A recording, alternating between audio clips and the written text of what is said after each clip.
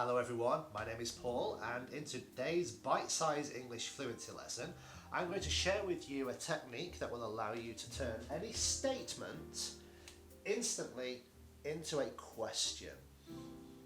So stick around to learn this little technique.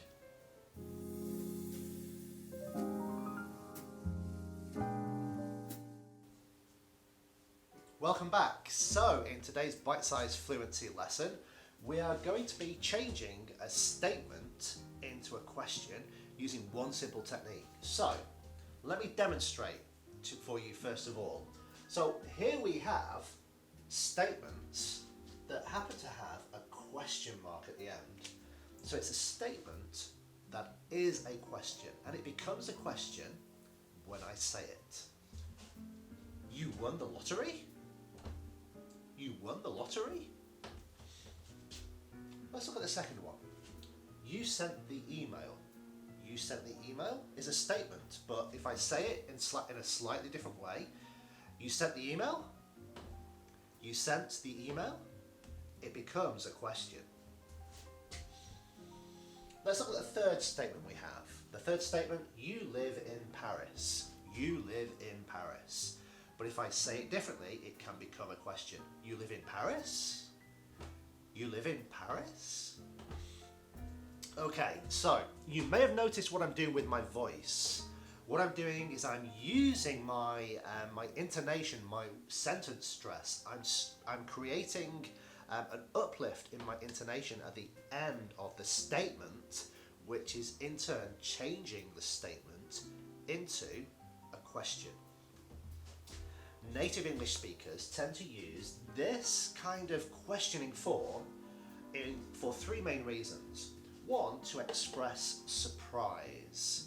When we're surprised by a statement that someone gives us or what someone tells us, we tend to just repeat it back. So if your best friend, your wife or your husband says to you, I just won the lottery, you might say, you won the lottery? I'm surprised, but I'm asking for clarification of your statement by raising my intonation. So that's the first one, surprise. Doubt. When we're not sure that somebody is perhaps telling us the truth, we use this technique to express doubt with the statement. So, here, the example, you sent the email. You might be having a conversation with one of your work colleagues, or it might be a family member, and you want to clarify or confirm that they basically sent the email because you don't believe them. So you say, you sent the email? Okay, raising my intonation at the end of the sentence. The final reason we tend to use this is to clarify information, something that we haven't heard correctly, or we're not totally sure what somebody has just said. So we repeat what we think the statement was back to the person, and we raise the intonation at the end to create a question. So to clarify information. You live in Paris? You live in Paris? Okay, so intonation. So this fluency lesson is really about how you use your voice when you are speaking English. I've got a little line here just to demonstrate.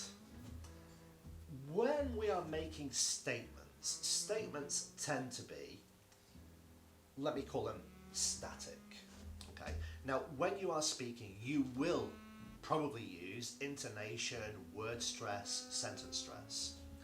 But at the end of every statement that you make, your intonation should be flat.